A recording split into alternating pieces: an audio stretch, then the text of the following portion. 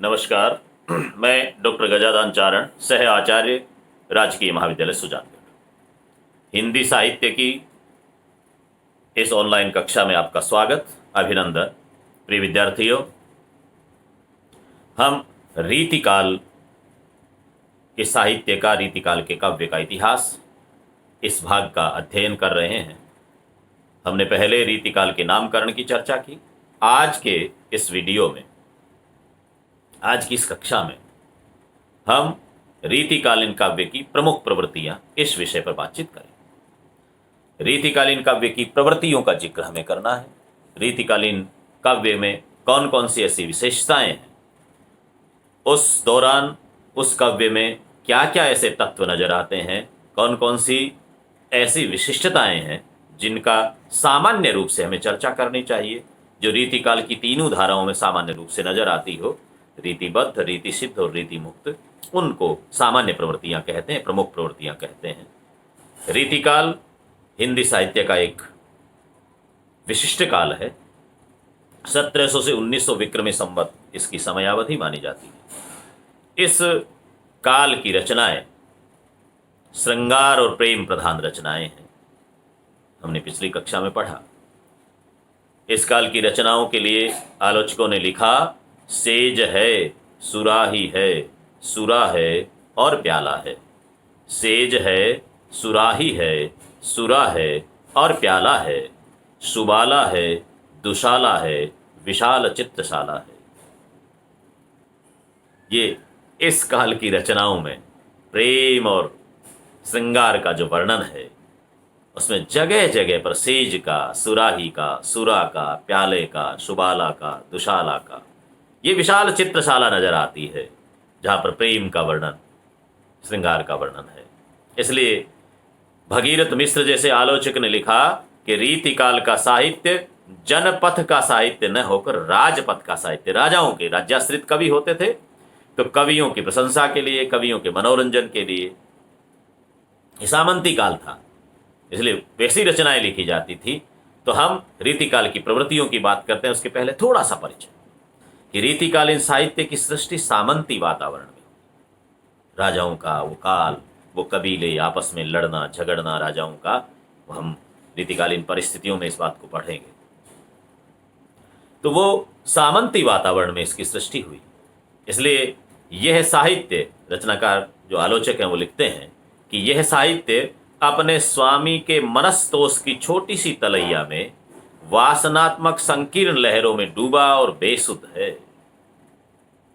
मनस्तोष, मन को संतोष देने वाला, मन को संतुष्टि देने वाला, अपने स्वामी के मनस्तोष की छोटी सी तलैया, मालिक के मन को तोष देने वाला, उसके अहम को पुष्ट करने वाला, अवसाद को मिटाने वाला, छोटी सी तलैया में वासनात्मक संकीर्ण लहरों में, उस तलैया में भी वासना की संकीर्ण लहरें, उनमें डूबा हुआ और बेसुध सा साहित्य है। ऐसे आरोप इस साहित्य पर। इस साहित्य के लिए यह भी कहा गया कि इसकी समस्त अंतश्चेतना सुरा, सुंदरी और सुराही के इर्द गिर्द चक्कर लगाती है। ये मैं वो चीजें बता रहा हूं जो इस पर आरोप लगते हैं इस काल के साहित्य पर। ये कहते हैं सुरा, सुंदरी और सुरही के इर्द गिर्द ये सारी रचनाएं हुई हैं, यही उनके मुख्य पसंद के विषय रहे। इन्हीं बिंदुओं को छुआ। दरबारी वेश्याओं और रक्षिताओं के मणि मंजीर की मधुर ध्वनि को छोड़कर यह साहित्य विशाल जन कोलाहल को सुनने के लिए कभी बाहर नहीं निकला। इन राजाओं के दरबार में वहाँ की जो नर्तकियाँ हैं, उनका नाचना गाना और रक्षिताएं जो रखी गई दरबारों में, उनके मणि मंजीर, या तो उनके जो घुंघरू बजते हैं, उन मंजीरों की ध्वनि पर ये थिरकती रही कविता। विशाल जन समूह के शैलाब को, उनके कोलाहल को, उनके मन की भावनाओं को ये कविता सुन नहीं पाई। भाव सौंदर्य की बजाय रूप सौंदर्य की ओर अधिक आकर्षक रही, ये भी इस कविता पे एक आरोप लगता है। इसने अपनी समस्त शक्ति नारी के रूप चित्रण में लगा दी, वह इसकी अंतरात्मा तक कभी नहीं पहुंच सका। ये जो कविता है, इस साहित्य है रीतिकाल का, ये नारी के रूप सौंदर्य पे रहा, नारी के भीतर की आत्मा को, नारी के भीतर की उस स्त्री को, उसकी भावुकता को, उसके भोलेपन को, उसके प्रेममयी, उसके अनुराग, उनके त्याग, उसको देख नहीं पाई ये कविता। श्रृंगार रस की प्रधानता में प्रेम का स्थान रसिकता ने ले लिया। प्रेम का विशद जो आकार है, वृहदता है, प्रेम की विशालता है, उसको कहीं न कहीं इन्होंने सिमटा दिया श्रृंगार की उस सीमा में। यह आरोप इस कविता पे लगे, रीतिकाल की कविता पे। मूलतः रीतिकाल की कविता शिल्प की दृष्टि से बहुत श्रेष्ठ है और हिंदी साहित्य का अहम अंग है। इस कविता को नकारा नहीं जा सकता। इस समय कविता का विस्तार हुआ है, कविता का विकास हुआ है, कविता ने भीतर से बहुत समृद्धि प्राप्त की है। इस काल की कविताओं ने, रचनाकारों ने एक पक्ष को लेकर के इस पर लगातार वार किए हैं, उसके बावजूद इनको नकारा नहीं जा सकता। हाँ, शिल्प पक्ष प्रधान है, उसके बावजूद भाव पक्ष कमजोर नहीं है। एक पक्ष का श्रेष्ठ होना दूसरे का निकृष्ट होना कभी साबित नहीं होता। यही तर्क रीतिकाल की कविता पे लागू होता है। रीतिकाल की कविता का भाव पक्ष भी प्रबल है, कमजोर नहीं है। कुछ रचनाकारों को छोड़ दें, लेकिन रीतिकाल में तो भूषण जैसे वीर रस के श्रेष्ठ कवि हुए हैं, श्रृंगार के घनानंद जैसे रचनाकार हुए हैं, आलम है, बोधा है, ठाकुर है। और रचनाओं की दृष्टि से देखें, मतीराम को, पद्माकर को, केशव को, बिहारी को कहाँ छोड़ पाएंगे आप। तो रीतिकाल को पढ़ते समय विद्यार्थी, मैं इसलिए नकारात्मक बात से शुरुआत की कि नकारा बातें बहुत जल्दी से दिमाग में बैठती है। तो उस रीतिकाल के प्रति जो धारणा आलोचकों ने तथाकथित रूप से बनाई, उसको आपको दोनों पक्ष पढ़ने हैं। उसके पर ये तो आरोप भी लगे हैं इस कविता पे, लेकिन इसकी श्रेष्ठताएं भी हैं। हम जब प्रवृत्तियां पढ़ेंगे तो आप जान जाएंगे। इसीलिए प्रवृत्तियों की आवश्यकता होती है। एक एक करके प्रवृत्ति पढ़ते हैं, क्योंकि प्रवृत्तियों का यह अध्याय बड़ा होता है और वीडियो के लिए, ऑनलाइन कक्षा के लिए हमारी कुछ सीमाएं हैं समय की, तो हम इसको 2 पार्ट में पढ़ेंगे। हम ये पहला पार्ट पढ़ रहे हैं जिसमें रीतिकाल की प्रमुख प्रवृत्तियों के कुछ 2, 4, 5 प्रवृत्तियां आज पढ़ेंगे, कुछ अगली कक्षा में पढ़ेंगे। इसलिए आज हम रीतिकाल की प्रमुख प्रवृत्तियों का अध्ययन करते हैं। तो पहली प्रवृत्ति है श्रृंगारिकता की प्रवृत्ति। श्रृंगार काल नाम भी दिया, वो भी हमने देखा। तो श्रृंगारिकता की जो प्रवृत्ति है, इस प्रमुख प्रवृत्ति श्रृंगारिकता वाली प्रवृत्ति पर रीतिकाल की प्रवृत्तियों में सबसे पहला हक इसी का है। यहीं से बात शुरू होनी चाहिए। श्रृंगार का मतलब हमने पहले भी देखा, रति स्थायी भाव है श्रृंगार रस का। जहां पर रति का भाव होगा वहां श्रृंगार रस होगा। 2 पार्ट हैं, एक संयोग श्रृंगार है, एक वियोग श्रृंगार है। नायक और नायिका साथ में है, प्रेमी और प्रेमिका साथ में है, पति और पत्नी साथ में है, तब संयोग होता है। और वो अलग अलग है तो वियोग होता है, जिसे विप्रलंब श्रृंगार कहते हैं। तो जो रीतिकाल की रचनाएं हैं, इनमें नायिका भेद, नक्षिक वर्णन, अलंकार, इनकी प्रधानता रही है। सांचा चाहे जैसा भी हो, लेकिन ढली उसमें श्रृंगार की कविता है, श्रृंगारिकता ही ढली है। इसलिए इस काल को श्रृंगार काल कहा जाना जो उचित माने हैं। तो श्रृंगारिकता इसमें है। श्रृंगार, काव्यांगों के वर्णन में श्रृंगार आया, संयोग के दोनों पक्ष इसमें है, हाव क्रीडात्मक है, अनुभाव क्रीडात्मक है। कुल मिलाकर के श्रृंगार की प्रवृत्ति प्रधान है। बतरस लालच लाल की मुरली धई लुकाय, सोह करे भोहन हंसे देन कहे नट जाए। ये संयोग का बतरस लालच लाल की मुरली धरी लुकाय। बातों के रस के कारण गोपियों ने कृष्ण की मुरली को छुपा करके रख लिया। वो राधा रख सकती है। मुक्तक रचनाओं के जब आपको प्रसंग ढूंढने होते हैं तो प्रासंगिक पात्र की आपको कल्पना ही करनी है। प्रासंगिक पात्र ढूंढना है तो यहाँ राधा भी हो सकती है या कोई गोपी भी हो सकती है जो कृष्ण को चाहने वाली है। बतरस लालच लाल की, बातों के रस के कारण लाल की मुरली को मुरली धरी लुकाए, छुपा दिया। लुकाना माने छुपाना। सोह करे भोहन हंसे, सौगंध खाती है, मेरे पास तो नहीं है। कहा ना, मुझे तो मालूम नहीं तुम्हारी बांसुरी कहाँ है, मुझे पता नहीं तुम्हारी मुरली कहाँ है, हमने तो नहीं ली। सौगंध खा के कहती, मेरी सौगंध खा जाती है। भोहन हंसे, और टेढ़ी भोहें करके मुस्कुराती, हंसती है। कृष्ण को पता लग जाता, ली तो इन्होंने ही है। दे न कहे, कृष्ण कहता दे दो, मेरी बांसुरी दो। नट जाए, ना कह देती, मना कर देती, इनकार कर देती। कुल मिलाकर के बात करनी है कृष्ण से। ये संयोग रस की बात है। तो आप एक से एक बढ़ करके दोहे यहाँ पर श्रृंगारिकता के विद्यार्थियों से मैं निवेदन करता हूँ कि आप जब काव्य वाला जो पार्ट है, प्रथम प्रश्न पत्र के उत्तर लिखते हैं, उसमें कविताओं के उदाहरण अवश्य लिखें, काव्य पंक्तियाँ लिखें, क्योंकि आपकी ये पढ़ाई मात्र गद्यात्मक वर्णन कर देने के लिए नहीं है। जब हम कविता को पढ़ते हैं तो कविता के उदाहरण भी आपको आने चाहिए। श्रृंगारिकता की बात हम कर रहे हैं। भगीरथ मिश्र ने इस काल की श्रृंगारिकता पर जिक्र करते हुए लिखा कि श्रृंगारिकता के प्रति रीति काल के कवियों का दृष्टिकोण मुख्यतः भोग परक था। श्रृंगार में भी आरोप है इन पे, ये जो श्रृंगार इनका है उस श्रृंगार पर भी आरोप। भगीरथ मिश्र ने कहा कि इनका जो श्रृंगार के प्रति दृष्टिकोण है वो मुख्यतः भोग परक था, इसलिए प्रेम के उच्चतर सोपानों की ओर वे नहीं जा सके। श्रृंगार तो है, लेकिन प्रेम का उच्चतर जो सोपान है वहां नहीं पहुंच सके। प्रेम की अनन्यता, एक निष्ठता, त्याग, तपश्चर्या आदि उदात्त जो पथ है उनकी दृष्टि में बहुत कम आए। उनका विलासोन्मुख जीवन और दर्शन सामान्यतः प्रेम या श्रृंगार के बाह्य पक्ष अर्थात शारीरिक आकर्षण तक ही सीमित रहकर रूप को मादक बनाने वाले उपकरण ही जुटाता रहा।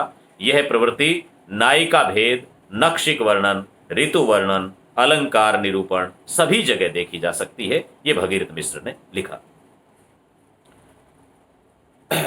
बहुत से उदाहरण इसमें दिए जा सकते हैं, एक आध की बात करता हूं। गोरस चाहत फिरत है, गोरस चाहत नाही, ऐसे उदाहरण हम देखेंगे। तो श्रृंगारिकता सब में स्वेद बढ़्यो तन कंप उरोजन आंख न आंसू कपोलन हासी, आंखों में आंसू कपोलों में हंसी, ऐसे ऐसे चित्र खींचे हैं श्रृंगार के। साथ में राखिए नाथ उन्हें हम हाथ से चाहती चार चूरी हैं, एक से बढ़ करके एक उदाहरण है श्रृंगारिकता के। अपनी सीमाएं हैं, मैं कक्षा में कितने उदाहरण दे सकता हूँ, आप पढ़ें इसको और विद्यार्थी अपने जीवन का हिस्सा बनाएं कविताओं को। सा विद्या या कंठगता, कविता तो कंठगता होती, कंठस्थ होगी वही कविता है। अगली प्रवृत्ति है अलंकारिकता की, अलंकार प्रधानता की। तो अलंकार में अलंकारिक या चमत्कार प्रदर्शन की प्रवृत्ति रीतिकाल में। अलंकार की परिभाषा भी ये होती है कि वह उक्ति या कथन जो काव्य में आकर्षण, चमत्कार और सौंदर्य की वृद्धि कर दे उसे अलंकार कहते हैं। यदि वो आकर्षण पैदा करे, चमत्कार पैदा करे, सौंदर्य की वृद्धि करे, सामने वाले को कर्ण प्रिय लगे, एक ही एक आती ना, तो वो जब हम शेष महेश गणेश दिनेश सुरेश ही जाहि निरंतर गावे, जाहि अनादि अनंत यखंड यछेद यभेद सुवेद बतावे। अब जब ऐसी कविताएं आती हैं, अब आप देखिए जैसे जाहि अनादि अनंत यखंड यछेद यभेद सुवेद बतावे। अब ये जिस तरह की प्रवृत्तियां चलती हैं जिसमें अनुप्रास के सारे रूप आ जाते हैं, वो श्रुत्यानुप्रास हो, वृत्यानुप्रास हो, छेकानुप्रास हो, सारे अनुप्रासों की झड़ी लग जाती है, तब वो कविता रघुपति राघव राजा राम रे वर्ण की आवृत्ति के कारण ये वाक्य सुंदर हो गया। इसी को आप दशरथ नंदन, सीतापति, अयोध्यापति कह करके कर देते तो अर्थ तो वो का वही होता, लेकिन उसमें जो कर्ण प्रियता है, जो चमत्कार है, जो हृदय ग्राहिकता उसकी बढ़ती है, उसमें कहीं न कहीं कमी आ जाती। इसीलिए इस काल के कवियों ने कहा जदपि सुजाति सुलक्षणी सुबरन सरस सुव्रत भूषण बिनुन विराज ही कविता वनिता मित्र। उन्होंने कहा कि वो भले ही कितना ही सुंदर वर्ण वाली हो, नारी के लिए और मित्र के लिए, कविता के लिए इन रचनाकारों ने कहा कि वो कैसी ही जाति की हो, कितने ही अच्छे लक्षण वाली हो, अच्छे वर्ण की हो, सरस हो, सुडोल हो, उसके बावजूद यदि भूषण नहीं है, यानी कविता के लिए अलंकार, नारी के लिए आभूषण गहने और मित्र के लिए मित्रता का भाव, एक दूसरे के मन को मिलने का जो भाव है वो नहीं है, तो फिर वो हमारे लिए उपादेय नहीं हो सकते, ग्राह्य नहीं हो सकते। तो इस काल में उपमा, उत्प्रेक्षा, रूपक, अतिशयोक्ति, विभावना, निदर्शना, अनुप्रास, यमक, श्लेष, वक्रोक्ति, अन्योक्ति, ये अलंकार तो प्रमुखता से उभरे हैं। बाकी बहुत सारे अलंकारों का, केशव का तो रामचंद्रिका अलंकारों, छंदों और अलंकारों का अजायब घर, ये छंद का अजायब घर कहते हैं। हर छंद में उन्होंने अलंकारों को भी लिया, तो वैसे ही अलंकारों की छटा उसमें देखने को मिलती है सब जगह पर। तो रीतिकाल में अलंकारों का अंबार लगा मिलता है, इसलिए इस काल की एक प्रवृत्ति है अलंकारिकता। अगली प्रवृत्ति भक्ति, नीति, एवं विरक्ति की भावना। आप देखते हैं काव्य का काम तो सहितस्य भावम साहित्यम है, लेकिन इस काल में क्योंकि भक्ति काल से सीधी कविता रीति काल में आई, हम जब रीति काल और भक्ति काल की कविता के बीच का विभाजन देखेंगे तब भी इस बात को करेंगे। तो भक्ति, नीति और विरक्ति की भावना, कवियों ने, आलोचकों ने रीति काल की जो भक्ति भाव वाली रचनाएं, भक्ति परक रचनाएं हैं, क्योंकि हर काल में हर प्रवृत्ति की रचनाएं लिखी जाती है। रीति काल में भी भक्त हुए, भगवान की भक्ति की रचनाएं लिखी, राधा और कृष्ण की भक्ति की रचनाएं लिखी गई। बिहारी ने तो जो बिहारी सत्सई की शुरुआत की है, वहां पर भी शुरुआत तो राधा और कृष्ण से ही की है। तो वो जातन की झाई पर श्याम हरित दुति होय, मेरी भव बाधा हरो राधा नागरी सोय, जातन की झाई पर श्याम हरित दुति होय। तो राधा नागरी सोय, राधा के वंदना के साथ में, और कृष्ण राधा का आराधना करते हैं। लेकिन इस आराधना के पीछे का दृष्टिकोण क्या है, इस पर आचार्य जो समीक्षक हैं, आलोचक हैं, उन्होंने बड़ी चुटकियां ली हैं। आलोचकों ने कहा कि रीति काल की जो भक्ति है वो क्या है, रीछी है सुकवि सो तो जानो कविताई, न तो राधिका कन्हाई सुमिरन को बहानु है। यदि श्रेष्ठ कवि रीझ जाते हैं तब तो कहेंगे मैंने कविता लिखी है, और यदि नहीं रीझे तो कहे मैं तो कृष्ण राधा की आराधना कर रहा हूं, भाई वंदना कर रहा हूं। भगवान का नाम लेने में क्या काहे का अलंकार, काहे का छंद, काहे का चमत्कार, भगवान को भजना है। उलटो सुलटो उगी है भूमि परे पर बीज, तुलसी ने लिखा। तो भगवान का वर्णन करने में काहे सर। और जब कविता में रीतिकालीन कवियों में दग्धाक्षरों की परंपरा रही कि दग्धाक्षरों का प्रयोग नहीं करना है कविता में, ये वर्ण है वो त्याज्य वर्ण है, लेकिन भगवान का नाम अवधेश ईश गुण गावता लगे न दोष लगा रही। कवियों ने लिखा कि भगवान के गुण गाने में तो दग्धाक्षर भी कहीं रोक नहीं सकते, किसी से शुरू का तो इसलिए वहां छूट ले लेते थे। तो इन कवियों की भक्ति कैसी है, जब कविता में काम नहीं चला तो फिर कहेंगे हम भगवान के लिए भजन लिख रहे हैं, भाई कोई कविता विता नहीं लिख रहे। रीझी हैं कवि सुकवि सो तो जानो कविताई, न तो राधिका कन्हाई सुमिरन को बहानु है, उनको सुमरने के लिए बहाना बना लेंगे। ऐसी ही इनकी रही। शिव कुमार शर्मा ने लिखा कि नीति और भक्ति उनके जीवन के अवसान एवं थकान के द्योतक हैं।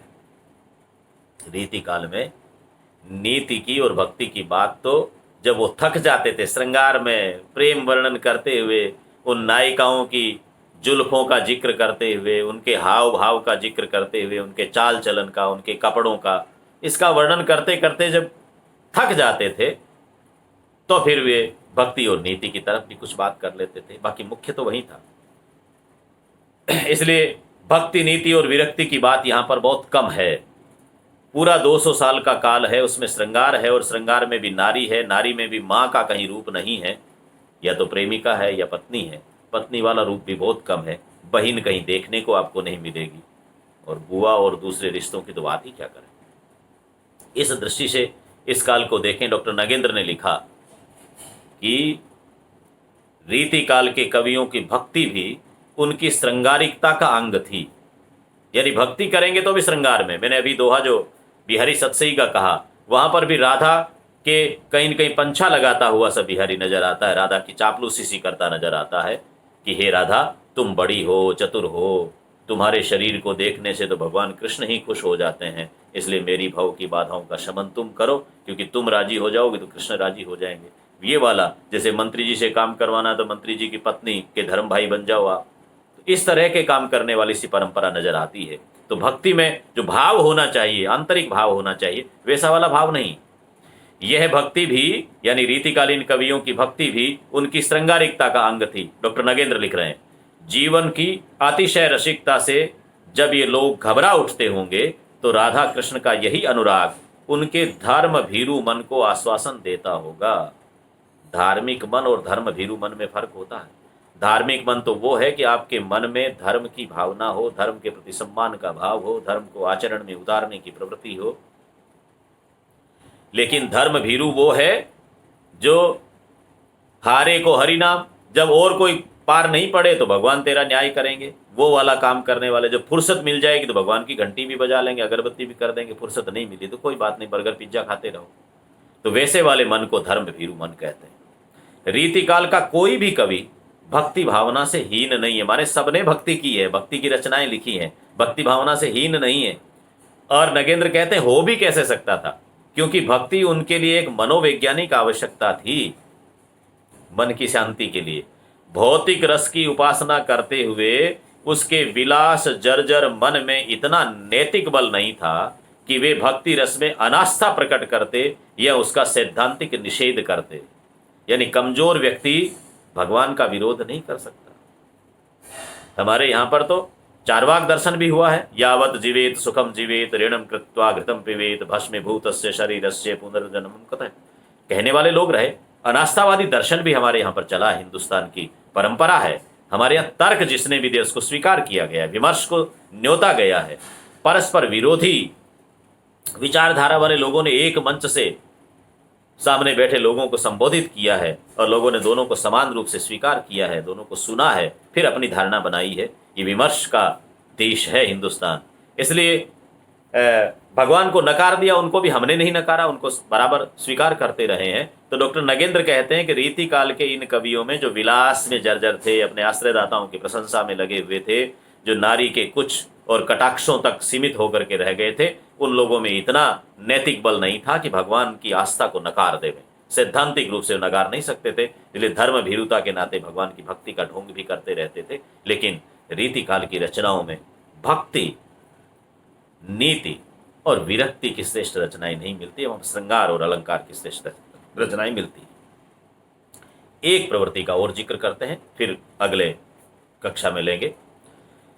हमने 3 की बात कर ली, श्रृंगारिकता, आलंकारिकता, नीति, भक्ति और विरक्ति, और चौथी विशेषता है मुक्तक काव्यों की प्रचुरता। हमने पहले बात की कि यहाँ पर रीतिबद्ध, रीति सिद्ध और रीति मुक्त 3 धाराएं चली, काव्य की धाराएं हैं। तो रीति मुक्त काव्य है वो और ज़्यादा लिखे गए, जिनको मुक्त रचनाएं, मुक्तक रचनाएं कहते हैं। तो मुक्तक काव्यों की प्रचुर रचनाएं हुई, अलग अलग विषयों पर लेकर के हुई, लेकिन श्रृंगार और प्रेम प्रधानता वाली रचनाएं ज़्यादा हैं। प्रबंध काव्य बहुत कम लिखे गए। कवि पुंगवों के दंगल, यानी कवि श्रेष्ठ जुड़ते और उनके काव्य युद्ध होना, एक कवि अपना तर्क देता है जिसको शास्त्रार्थ कहते हैं, काव्यमयी शास्त्रार्थ, वो इसमें होते थे। बाजी मारने की होड़ रहती थी, एक से बड़ा तर्क, एक से बड़ी रचना, मैंने अलंकार ज़्यादा लिए, मेरे में रस ज़्यादा है, मेरी उक्ति वैचित्र्य अधिक है, इसमें लगा रहता था। तो इसलिए मुक्तक रचनाएं बहुत ज़्यादा है। रीति मुक्त कवियों की रचनाएं सारी मुक्तक रचनाएं हैं। अन्य जो फुटकर रचनाएं वो मुक्तक रचनाओं में आती है। रीति काल में रसोद्रेक की अपेक्षा चमत्कार प्रदर्शन में कवि लोग अधिक रुचि लेते थे, रस का उद्रेक की बजाय चमत्कार प्रदर्शन में। साथ ही तत्कालीन समाज को भी ऐसी रचनाएं पसंद थी, इसलिए समाज को और राज को दोनों को पसंद थी, ऐसी रचनाएं इन्होंने लिखी, तो श्रृंगार वाली रचनाएं पसंद की गई। तो मुक्तक काव्यों की रचनाएं इसमें श्रेष्ठता से हुई है। इसमें हमने 4 प्रवृत्तियों का जिक्र किया। अगले वीडियो में, अगली कक्षा में हम रीतिकाल की प्रवृत्तियां भाग 2 को पढ़ेंगे, तब फिर अगली प्रवृत्तियों का जिक्र करेंगे। आज के लिए इतना ही, धन्यवाद।